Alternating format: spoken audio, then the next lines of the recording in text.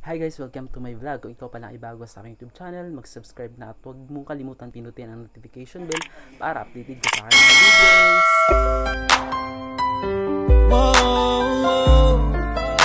Ang gagawin natin ngayon is mag-unboxing tayo at saka mabilisang test sa sa microphone BY-M1 Lavalier, yung tinatawag nilang lapel in Tagalog. So guys, ito ay sa Lazada, ayan na makita nyo. So bubuksan natin, wala tayong scissor ngayon, wala tayong gunting, so ang gagamitin naman, bubukas ito na lang, pupunitin na lang natin yung cellophane. Bilisan natin, pupunitin na lang natin kasi ito guys. So ayun siya guys, naka bubble wrap. Tatanggalin natin. Yes guys. Sorry, nung last week pa yata ito nakarating. So ngayon ko lang yung ginawa ng reviews, ginawa ng vlog kasi medyo busy yung nakarang araw. So yun na. Sa pag wala kang libangan, so pwede nyo ito kapuputot ito kanya ng ito. Ayan. Pwede siyang laro-laro lang. May aso. Tumatawag yung aso sa... So ito siya guys, ito yung box ng Lavalier Boya, yung tinatawag nila na lapel, makikita nyo yan. So guys, yan, makikita nyo. Tumatawag yung mga aso, so sobrang ingin sa background ko. So pagpasensya nyo na. Ayan siya guys, makikita nyo. Ayan siya. So wait, is we can opening the box. Ayan siya. So bubuksan na natin kung ano mga laman natin. Ayan siya. Ayan siya. So ang unang yung makikita guys, itong Boya Lavalier pouch. Ito siya. Next is meron siyang manual. Yan, so syempre hindi ito mawawala yung manual sa mga lahat ng mga talagang manual. Ayan siya. So makikita nyo. Boya, yan, manual. Yan, para pag hindi nyo alam dito kayo tumingin para mas alam nyo kung para kitawag na may guide kayo para dito pag mag-ano kayo ng mga boya. Ay yung boya sa yung Lavalier. At meron sa boya, shotgun meron din ito. Lahat po meron. Next is ito. Ayan. So yung resibo nito.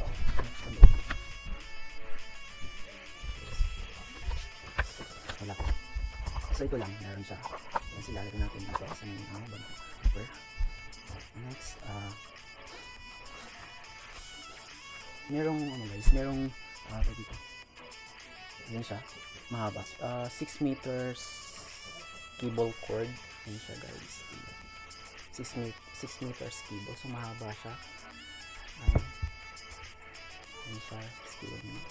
Tapos meron din siyang accessories. Ayan, makita nyo. Ayan. And then meron siyang L44 battery. Ayan siya, kailangan sa lapel. So at saka ito, ang gaganda nito guys, pwede siya kahit walang box, pwede mo siya mailagay sa bag. Ayan, pagkatapos nyo gumawa ng film, so dito nyo ilalagay siya guys. Sa kaganda nito, meron siyang ganito, tulad din sa shotgun. So siya guys, bubuksan natin. Ay, hindi pala. Ay, ito na. Tsaka yun yung mga niya guys, ito lahat. Ayan siya. Sa Lavalier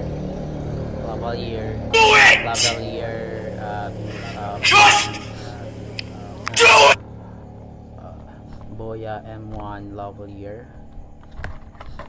Yun siya guys. Medyo maingay kanina kasi may motor sa labas. Ayan siya. Ito yung mag-unboxing. And next,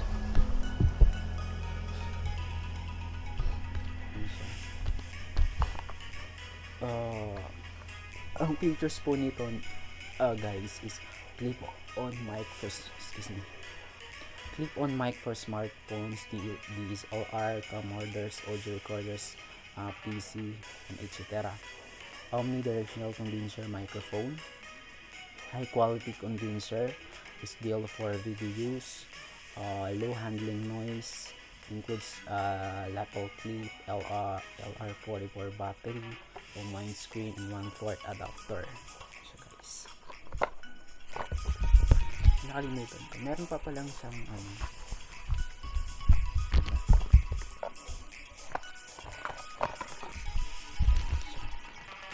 so ito siya guys, bubuksan na natin.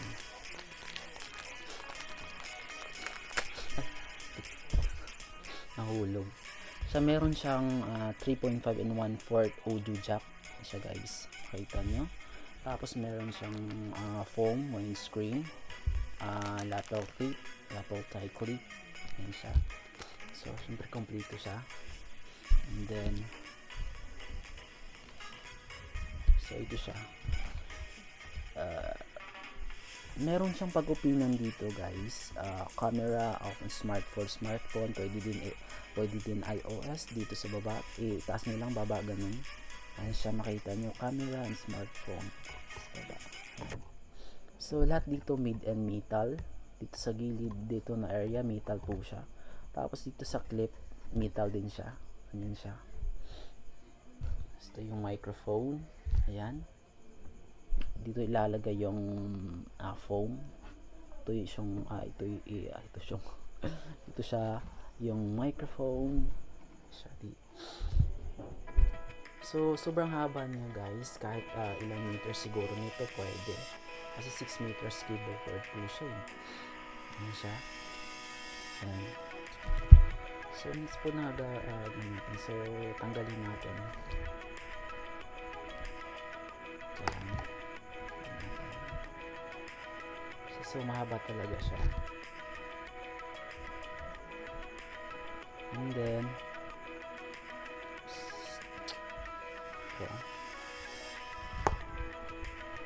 so natanggal ko na siya. Ayan. So ang gagawin naman natin ngayon,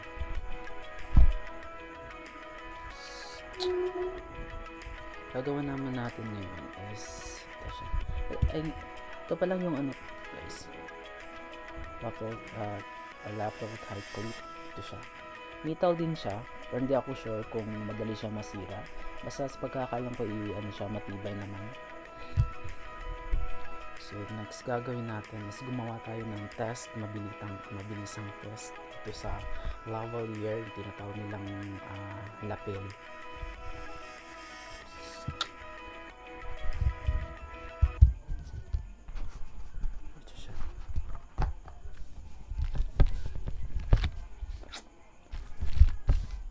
So guys, dito sa paglalagay nito guys, dito mo lang ilalagay na makita nyo ang wine foam.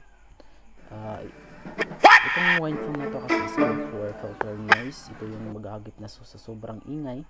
So yung mangingibabaw kaysa sa sobrang ingay, hinahagip niya lahat dito. Isa. Next gagawin natin is yung clip. Ilalagay natin dito yung clip. Ayan dito. Pasok lang natin. Ayan. Huwag nilang sobraan. Baka i-sure nyo lang kung hindi nyo mapursa ng sobra. Ayan. So ganyan na yung itsura niya guys. Makita nyo. Ganyan yung itsura niya. Ayan. Ayan siya. Ayan. So next gagawin natin is i-open natin to. Yung battery compartment dito sa microphone. Yung sa area niya. Pag mag-open kayo nito guys, ganito lang, ikot nyo lang siya, place nyo lang, twist nyo lang siya ng ganyan dito sa capsule na area. Para siyang capsule, ganyan lang, open nyo lang siya. Ayan. Tapos dito na area is battery compartment dito, at sa battery compartment sa area. So dito nyo lang ipasok yung dito mo lang ipasok yung battery, yung L44 battery. So bubuksan na natin yung L44 battery. Yan siya guys. So ganito po yung itsura niya. Ayan. Sa L44 battery. Tapos siguraduhin nyo guys, pag pinasok nyo to, meron ditong positive and negative. Pasok nyo lang siya dito.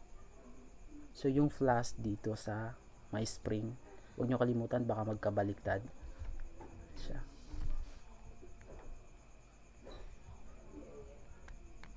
Ayan siya. So napasok ko na guys dito sa battery compartment area. Ayan siya. So ibabalik natin yung ano niya, yung takip. Ayan. So ganun lang kasimple guys. Ayan, pasok nyo lang siya. Ayan. Ito na siya, nabuo na siya guys. So ang gagawin natin ngayon, mag-test tayo ng mabilisang test dito po sa microphone Boya Lavalier mic, yung tinatawag nilang lapel. So mag-test tayo kung ano yung pagkakaiba sa may lavalier mic at saka walang lavalier mic. So next, so titest na natin.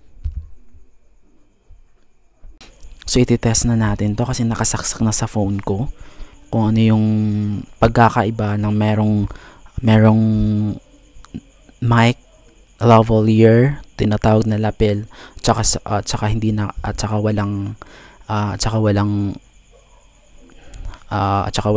lavalier microphone.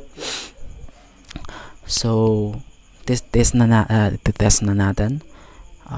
Hello mic test 1, hello mic test 1, 2, 3, 4, 5, 6, 7, 8, 9, 10. Hello mic test hello mic test 1, 2, 3, 4. Hello mic test 1, 2, 3, 4. So yun na nga guys. So ito yung ayan siya. So ito yung sa OmniDirectional microphone. So kahit po saan na area kahit saan po na area dito ay pwede siya, gumana siya. Oo, yun nga. Kahit saan dito pwede. So hello, ito test natin. Hello mic test 1. So kahit saan po dito na area, dito sa area na sa wind foam, kahit sa all direction siya pwede, kahit ganun siya. Hello mic test 1, 2, 3, 4. Hello mic test 1, 2, 3. Hello mic test 1, 2, 3, 4. So yun siya guys. So balita ayun nga. So yung battery po nito guys, talagang hindi siya mauubos agad kasi sa pagkakaalam ko is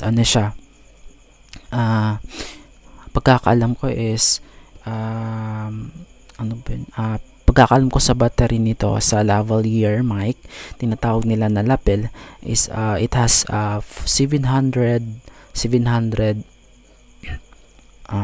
hours battery's life.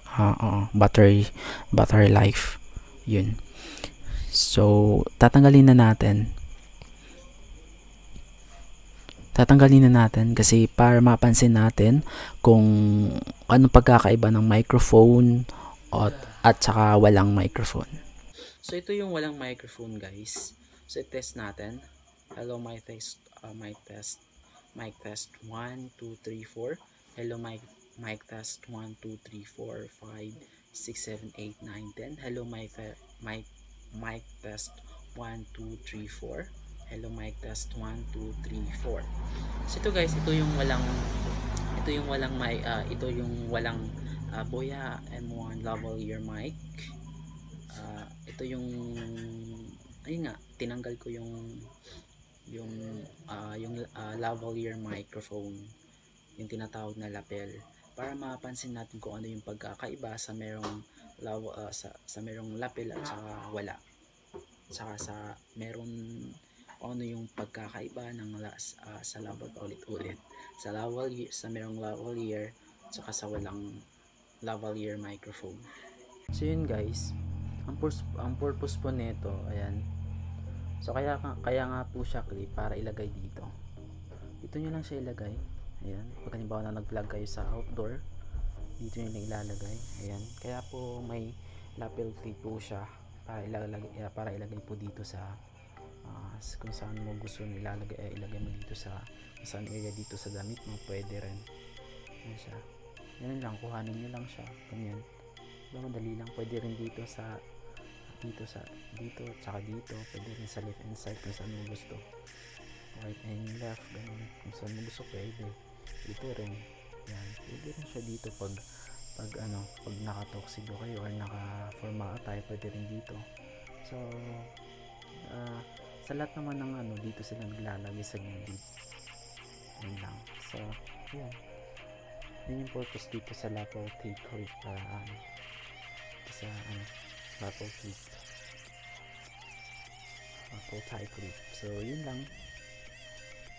Dito mo lalagay. So yun. So yun nga guys, na napansin ko yung nilagay ko na yung lavalier kanina o yung clip. So na-observe ko yung voice ko, yung pagkakaba, yung hindi nakasaksak yung lavalier, yung mic na yung clip na tinatawag. Ay hindi, I mean yung lavalier, yung tinatawag nila na lapel na tinatawag yung Tagalog.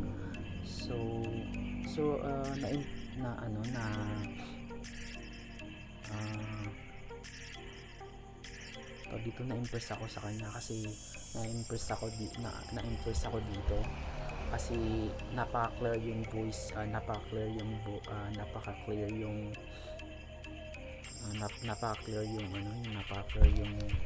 voice. Ito siya, yung lapel tinatawag nila yung Tagalog. So para po sa lahat, highly recommended ko po siya sa lahat na gagamitin, sa lahat ng lalo na sa mga for vloggers, saka sa mga live stream voice recording over or sa mga camera unboxing reviews like this, sa lahat ng pwede sa mga recording voice, pwede rin siya. So lahat pwede. Magka-cover ka ng kanta mo, pwede mo rin to gagamitin. So magko-compose ka ng mga music, pwede rin to gagamitin. Ayan siya. Pero siya mahaba nga lang siya. Pero mas maganda kasi mahaba. Hindi siya maikli. So lahat siya pwede. So highly recommended ko po siya. So sa lahat, napakaganda po talaga ng voice, clear yung voice mo, tsaka wala talagang ingay, sobra yung klarong-klaro talaga yung voice mo. Ay nga, clear, di ba? Clear yung voice. So yun lang siya guys. Yan siya, makita niyo. Ito siya kahaba. Yan. Yung sa dulo naman niya, ito, may ganito na yung buya nakalagay. So yun lang siya guys. Itong mic, itong lapel na to, itong lavalier na to, highly recommended ko po siya sa lahat. Magagamit siya, promise. Hindi kayo magsisisi pag excuse me. Ito guys, yan siya. Ayan. Highly recommended ko po siya sa lahat. Promise, napakaganda po. So yun guys, I hope na may natutunan kayo sa vlog ko ngayon, sa video ko ngayon. Tungkol po dito sa nag-unboxing tayo ng lavalier, Boya microphone lavalier na tinatawag nilang lapel. So yun. So mag-subscribe na din kayo. Kung manood kayo dito, mag-subscribe na din kayo. Huwag mo kalimutan pinutin yung notification bell para update sa aking mga videos. So yun lang guys. Hanggang dito na lang siguro. So abangan nyo yung mga next vlog ko. So dito na lang siguro. So yun, hanggang dito na siguro. So hanggang sa muli, paalam.